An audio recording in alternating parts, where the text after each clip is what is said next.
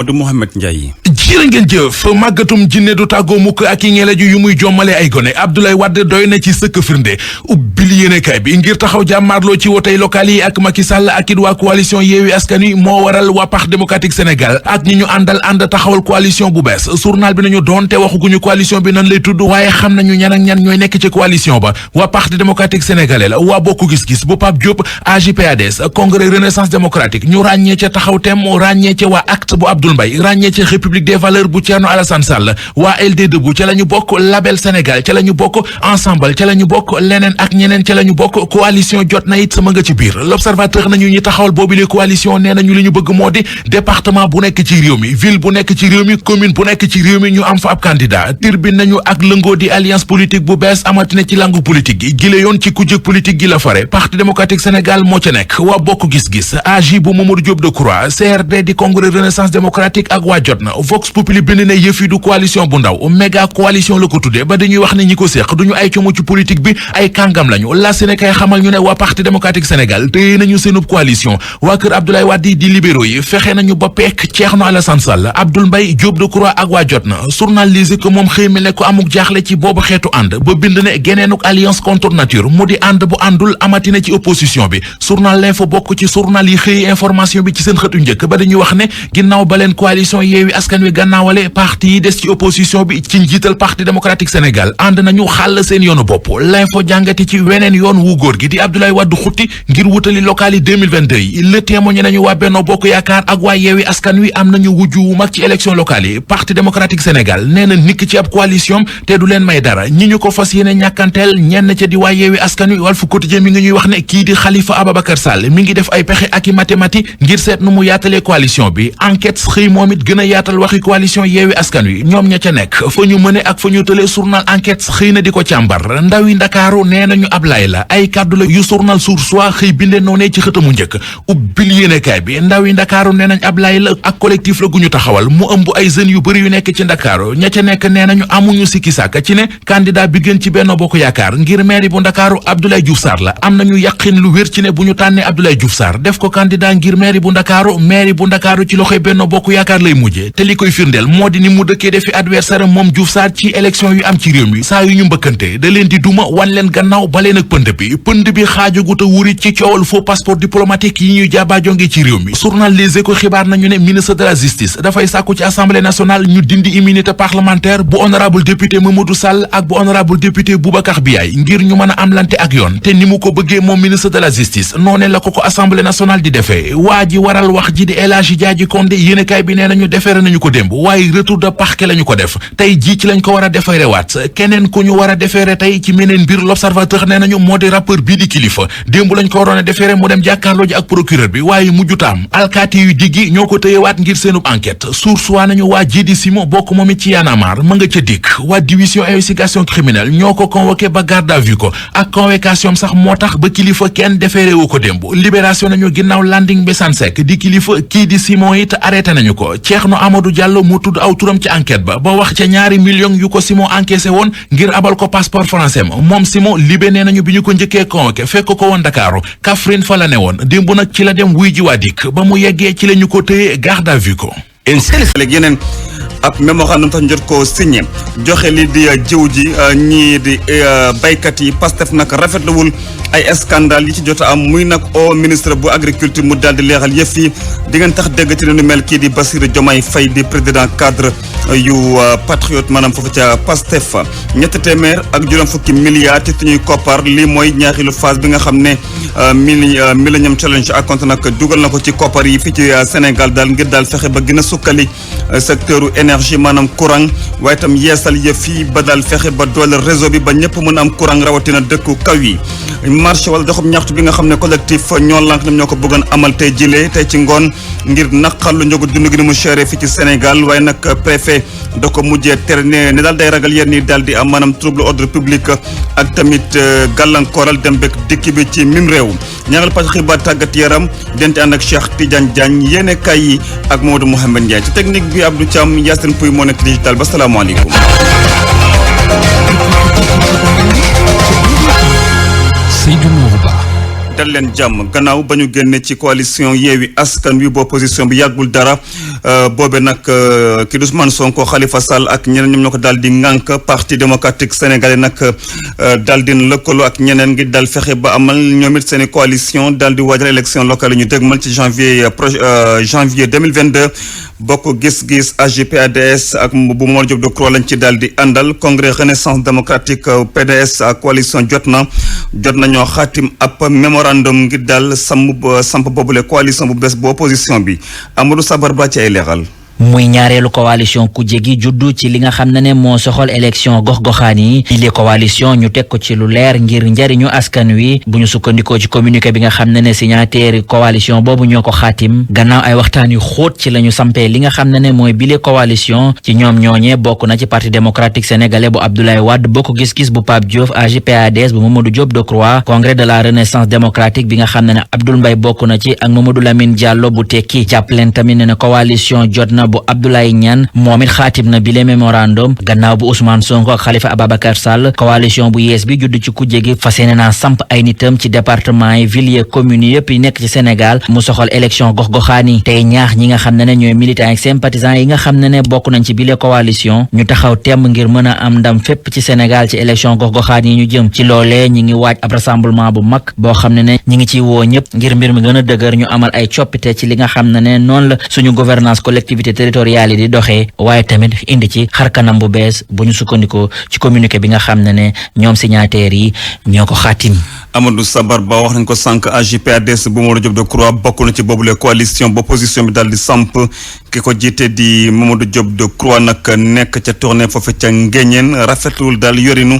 meeru dëkk ba foofe ci nag lu jëm ci wàllu koppar yi ak tamit lépp lu jëm ci wàllu suuf daal dafa jàpp ne lépp daal di lëndëm li sax moo waral ba moom mi di Mamadou Diop Decroix taxawu na ngir dimbali ay mouvement citoyen bu gox boobee ngir xeex lépp lu jëm ci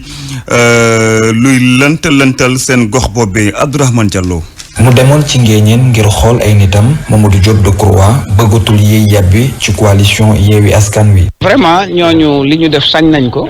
def nañ ko man it lii may def sañ naa ko maa ngi ci kon nañ may laaj ci li may def te di ma bañ a laaj ci lu ab jàmbur di def maa ngi nii ci lii laa ne ok mu ngoog. jiitu AJ/PADS daal di dal ki wutu Ousmane Tanor Dieng ci boppu mairie bu Ngéeñeen. léegi bi may ñëw la ñu ma ne am na benn fii ci wetu Mbodiène benn famille ñu ne noonu ñoom dañuy jaay seen suuf à 15 millions wóor na ma ne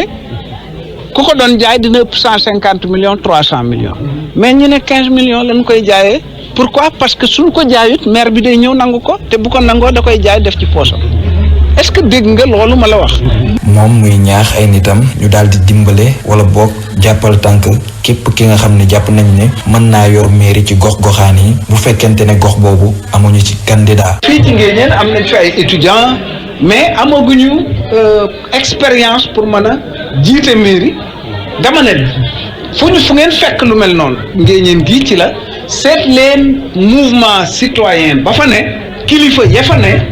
su fekkee parce que ñun duñu ngemb ci suñuy liste ay truand ak i escroc voilà mais bu fekkee ne foofa am na ñoo xam ne waa commune ba fonk nañ leen weg leen bu boobaa da ngeen di jàppale ñooñu parti bi def leen ci liste bi. Mamadou Diop Decroix tamit daal di delloo njukkal Ousmane Tanor Dieng muy xamle ni mënul dem ba Ngéeñeen te waxul cofeelam ci jëmm jooju. RFM Mbour Abdourahmane Diallo. keneen di président mouvement national cadre patriote bu parti bi di PASTEF Bassirou Diomaye Faye moom tamit yëkkati na ay kàddu ne ay scandale ci ni ñu joxe jiw ji ñenn ñi di baykat yi dafa daal di bëri lool te loolee fa ñu daal di ko fi jëlee mu ngi sax waxtaane ci lu jëm ci projet bi ñu wax projet Agri Jeunes maanaam di projet bu ñu jagleel ñi di ndaw ñu ci wàllu mbay mu nag bëgg ministre bu agriculture maanaam ki ñu dénk mbay mi fexe daal ba leeral yëf yi Bassirou Diomaye Faye membre mouvement cadre PASTEF nag yëkkati ay kàddu gannaaw waxtaan yu amuloon dem ak war si ko xibaar yi ay kàddoom ki ko taatan di Jo Maroon. li nguuru Sénégal war a wane ci fula gu mat sëkk mooy balaa ICS di jaay engrais gi mu defaree Sénégal fii balaa mu koy jaay bitim réew ne njëkk a jaay béykat yi Sénégal yi ba pare ñuy door di jaay ñeneen li ci tegu mooy lii engrais di manqué yépp dañu gis ne gouvernement Sénégal te presse yëpp wax nañ ko te dafa jël lu toll ni 1000 tonnes engrais dem maye ji ko Guinée-Bissau ba waa Guinée-Bissau détourné waat engrais boobu ba ñu koy fekkaat ñu koy jaayaat ay sénégalais fii Casamance muy scandale boo xamante ne mosuñu koo dégg mosuñu koo gis lu dul ci nguuru Macky Sall moo xamante ne bu xalaatee lu baax rek xalaat bitim réew loolu moo tax tey nooteel gën a yokku bi ci tegu nag mooy projet bi ñuy wax tekki ndaw ñi muy projet Agri Jeunes muy scandale bu rëy ndax bi ko gouvernement bi présenté bu ñu gëstu ko dañu gis ne ñii di FDA ak BAD dañ nangu woon nañ ko financé ci lu toll ci 50 milliards ak ñeent yi teg mu waroon a nekk ci juróom benn at ñuy laaj nag tegem xaalis boobu am na lu ci jot a génn ndax ñu ngi ci taux de décaissement 7% à la date du 30 juin mais dañoo bëgg après 22 mois après le décaissement mais que le ministre Moussa Baldé wax ñu xaalis boobu fan la dugg li ñuy exiger mooy rapport bi nga xamante ne moom la FDA publié moom ak secrétaire général du ministère de l' agriculture et de l' équipement rural muy Pape Malick Ndaw koo signé ko ak Benoît Thiéré muy directeur pays FDA à la date du 6 août na ko Moussa Baldé publié. juróom-ñeent simili moo la ci juróom-ñetti waxtu fii ci rajo Futurs Médias. pour man RFM mooy rajo bi gaaw ci xibaar yu wóor. RFM xibaar yu wóor te wóor. xaatim nañu ñaareelu pàcc bu Millennium Challenge account nag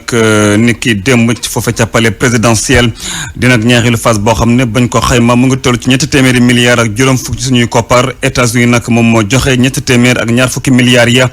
di nag ndimbal ngir daal fexe ba Sénégal gën a suqali ko ci wàllu énergie maanaam courant ñu nag bëgg daal ci wàllu boobu ñu daal di renforcer lépp lu niki démb nag lañ doon waxtaan wa taskatu xibaar demoon na fekkee ko Aminata Ba. ONG islamique Jamra ak syndicat bi ëmb liggéeykat yi nekk ci wàllu wér-gu-yaram booloo rek ngir daal di wane seen ñàkk ànd ci yàq biir organisation féministe yi dañuy nëbb gàllankoor yi nga xamante ne avortement médicalisé mën na koo am bu ñu sukkandikoo ci Mame Makhtar Gueye di vice président bu ONG Jamra. fan ngeen mësee gis organisation féministe ginnaaw bi ñu nëbbee conséquence u avortement ci wàllu santé ci wàllu stérilité ci wàllu dépression qui peut aller jusqu'au suicide am na leen lu ñu nëbb xam ngeen li ñu nëbb lan doo lire seen benn texte ñuy wax jigéen ñi l'existence des orphelinats. lobby yi ñoo nekk ci ginnaaw organisation féministe yi loolu nag moo waral xeex pro avortement yi bu ñu sukkandiku ci yile kuréel. nañu wax tamit xaalis bi jógee ci loge maçonnique yi ak les lobbies homosexuels français ñi nga xam ne ñu ngi def une campagne mondiale pour la dépopulation de l'Afrique. mouvement yi nag di sàkku rek ci état bu Sénégal ñu daal di taxawal ab comité consultatif national ci science de la vie ak ci wàllu wérgu yaram ngir daal di mucc ci les jafe-jafe. comité national d'éthique sur les sciences de la vie et de la terre ne gëstul leen ma mbir mi religieux yi joxe seen xalaat juristes yi joxe seen xalaat loolu bu fi amoon débat bi am féministes yi jaar fii nga xam ne c'est des pro avortement ñun ñu taxaw ne du fi amee kon débat bi du éternisé wu alors kon ñu ngi koy yeesalaat fii autorités yi tam ñu ngi ñuy dégg il faut créer un comité consultatif national sur les sciences de la vie et de la santé ñuy mën di gëstu les questions bi. ONG islamique Jamra ak syndicat bi ëmb liggéeykat ci wàllu wérgu yaram fas yéene amal ab campagne de sensibilisation ci gàllankoor yi nga xamante ni yàqub biir mën na koo indi ci kër diini yi nekk ci biir réew mi yëpp.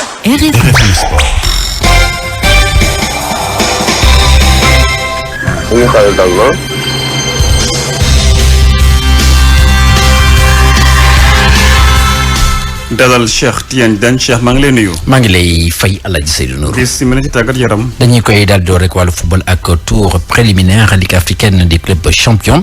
Teungueth FC moom moo daal di teewal Sénégal ci googu lay jongante ëllëg ci bu takkusaan jotee 17h ci Stade Lat Dior bu Thiès dana fa tasal doomu Côte d'Ivoire yi di waa ASEC Mimosa ñoom nag seen mbébét mooy fexe ba tollanti li nga xamante ni daaw defoon nañu ko ci jéego ci li jëm ci gile compétition dañ si daal di déglu Papa Ndiaye moom moo di président comité des supporters bu Teungueth ci football club. suñu xel dal na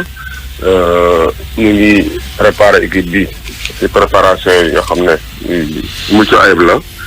comme niñ ko doon defee daaw bi ñuy football suñuy préliminaires yi équipe bi su mu nekk nii daal ñu ngi si waajal bu baax waaw recrutement bi dal na suñu xel parce que ku xam coach Youssouf Dabo xam ne coach la boo xam ne nii ku xam football la ku xarañ la. donc ba tax na lépp loo xam ne ni muy wàllu recrutement ci équipe bi moom moo koy def recruter na ay joueurs yu baax yoo xam ne nii joueurs yoo xam ne nii presque ay international lañ ñeneen ñi aussi mu jël ci xale yi fi nekkoon renforcer si suñu catégorie bi ñenn ñi. waaw objectif bi mooy ñu delluwaat si phase de poule bu ñu yeggee foofu nag ne lu ñu ko yàlla joxe ñu jël mais bëgg nañ daal pour l'instant daal ñu def jàll phase de poule parce que loolu moo gën a njariñ. jàppale ni doomu Côte d'Ivoire yooyu lay di waa ASEC Mimosa ñoom ni ki démb ñu daal di amal seen séance d'entraînement amal nañ sax ñaari séance d'entraînement démb ci SNEPS excellence bu Thiès ni ki tey jii incha allah dañu daal di kon bokk sóobu ci Stade Lat Dior bu Thiès laata ñuy sóobu ëllëg seen jongante seen digg ak ñi di waa Teungueth FC geneen club di Sénégal bu ñu daal di kon bokk teewal ci yeneen i compétition wala bi la yoon moo di Coupe CAF moo di jàmbaar bu Saly ñoom dimanche incha allah ci Stade Lat Dior bu Thiès itam dañu fa daal di tase ak ñi di waa Wakria AC bu Guinée match googu nag jàppale du am match retour benn match rek dañ koy daal di amal li ko waral nag moo di coup d'état bi nga xam te amal nañ ko foofu la ca Guinée moo tax kon bokk genn match cote la ñuy daal di amal foofu la ci Stade Lat Dior bu Thiès ka ca am ndam nag di nga daal di qualifié ci prochain tour. ñu daal di waxtaane geneeni mbir moo di li jëm ci wàllu stade Demba Diop nag dañoo ko fas yéene defaraat li nga xamante nag moo di liggéey nee nañ danañ ko daal di door ci njeexitalu weeru octobre jàpp ndorteelu weeru novembre ci kaddu Joseph Sambou moom mi nga xamante ne assistant en maître d'ouvrage ci fédération sénégalaise bu football gannaaw waxtaan bi nga xamante ne démb daal di na ko seq ak suñu naataango yu agence bu presse sénégalaise stade bi nag ci fàttali ñu ngi ko daal di tëj ci atum 2017 gannaaw événement yi nga xamante ne daal amoon na fa ba amoon sax ñi si ñàkkoon seen bakkan ci wàllu final coupe du Sénégal diggante stade de Mbour ak ñi di waa Union sportive de Ouakam ci xayma nag nee nañ koppar yi nga xamante ne moom la ñu daal di dugal foofu la ci stade Demba Diop ngir defaraat ko mi ngi toll ci juróomi milliards ak genn wàll si suñu koppar ñu daal di waxtaanee wàllu phase nationale bu nawetaan ONCAV région bu Thiès lañ koy daal di amal jëm ñi nag ci jogante yi niki démb ci stade Maniang Soumaré foofu ñi di waa Jokko bu Tambacounda moom moo daal di am ndam ci diggante mag jubbo bu Cité Lamy bu Thiès benn bal ci dara ci terrain champ de course Ngalam bu Thiès daal di am ndam ci diggante mag Cosaan bu Matam dëkkandoo bu Louga moom démb dafa daal di daan ñi di waa R100 bu Thiès ñaari bal ci benn ñu daal di wax wàllu qualification coupe du monde zone Amérique du Sud niki biig ñu ngi doon amal ay jongante Uruguay moom dafa daal di daan ñii di waa Équateur benn bal ci dara Paraguay moom daal di am ndam ci diggante ba ñii di waa Venezuela ñaari bal ci benn Colombie ca Bogota dafa daal di daan ñii di waa Chili ñetti bal ci benn Argentine ci Buenos Aires démb daal dina am ndam ci diggante mag ñii di waa Bolivie ñetti bal ci dara ka ca ràññee ko nag moo di Lionel Messi moom jot naa dugal ñetti but ci googule jongante 14e minute 65e minute ak 89e minute de jeu. mu ngoog jaajëf Cheikh Tidiane Diagne. rajo askan wi. xibaar yi ñeel Tchad dañ ci ànd ak Anna Rocha. maa ngi leen di nuyu mbokk yi Sénégal dina teewe ni mu waree festival panafricain de cinéma de Ouagadougou fukk ak ñetti film ñooy nekk ci compétition officielle ci ñaar fukk ak juróom-ñaareeli édition FESPACO bi war a door fukki fan ak juróom-benn ci weeru octobre gi ñu dëgmal ci xëccoo étalon d'or de Yenenga di raaya bu gën a mag ci festival bi Bamoun Nafi bu Mamadou Dia ci xayma daal comité de sélection bi tànn na lu ëpp ñaari téeméer ci ay film niki ren ji délégation générale bu FESPACO mu ngi ci doon amal ab ndaje ak taskatu xibaar yi niki démb ca Ouaga nettali Salimata Aw. lu toll ci juróom-ñetti téeméeri film lañ doon xaar wante lu ëpp junni lañu daal di bind mu jóge ci juróom fukki dëkk loolee nag tax ba ministre burkinabé bu culture bi kontaan ci loolu di docteur Élise Foniyama. lii nag dafay wane rek production cinématographique bu Afrique ak bu diaspora bi yëpp dañoo gën a suqaliku bu baax a baax lii nag li ko waral moom mooy xarañce ak wàllub création bi nga xamante ne cinéaste yi ñoo ngi koy def donte bu fekkee ne sax ñu ngi jànkonteel ay jafe-jafe ci wàllub financement bi. ci catégorie long métrage fiction Sénégal ki ka nar a représenté moom mooy Mamadou Dia ak filmam bii di Bamoum Nafi ci catégorie long métrage documentaire Aminata Ndiaye Leclerc ak filmam bii di Waljojo Ndiaye un procès pour l'histoire dina am itam ñeenti court métrage ci compétition officielle ba 5 étoiles bu Mamouri Thioub anonyme bu Fama Réane Sow Tissu blanc bu Molikan wante itam Tabaski bu Laurence Attali ci section série yi ñett lañ ci daal di téye muy dérapage bu Abdoulahad Wane wala bokk bu Fatou Kandé Senghor. secrétaire permanent wu FOPICA bi moom teewee na boobule point de presse Abdoul Aziz Cissé bokk na ci kaddu yi mu yëkkati nee na daañu gën a dooleel coopération culturelle bi diggante Burkina ak Sénégal rawatina ci lu jëm ci wàllu cinéma ñu déglu ko. gis nañ ni méngoo nañu gis-gis te bokk nañu fi ñu bëgg jëm bu ñu fàtte nag ni FESPACO bi Burkina lañ koy organiser waaye cinéaste sénégalais yu njëkk yi dañ ci teg ay jéego yu mat sëkk dox ko défendre ko ba FESPACO bi doon li mu doon tey cinéma Sénégal ak cinéma Burkina dañu mës a coopérer d'autant plus que signé nañu ay accord de coproduction cinématographique lu ëpp ñaari at te accord de coproduction cinématographique yooyu dañu ñëw fekk si ay accord de coopération culturelle yi nga xam ni jotoon nañ ko signé ba pare te ci accord de coproduction cinématographique yi dafa permettre ñu mën a monter ay film yi nga xam ni coproduction la ci diggante Sénégal ak Burkina Faso. waxtaan gu yaa gi mu sekk ak Alaaji Ndate Diop di ngeen ko mën a déglu ni ki ëllëg samedi Abdoul Aziz Cissé mooy doon ganuk xalam mbokk yi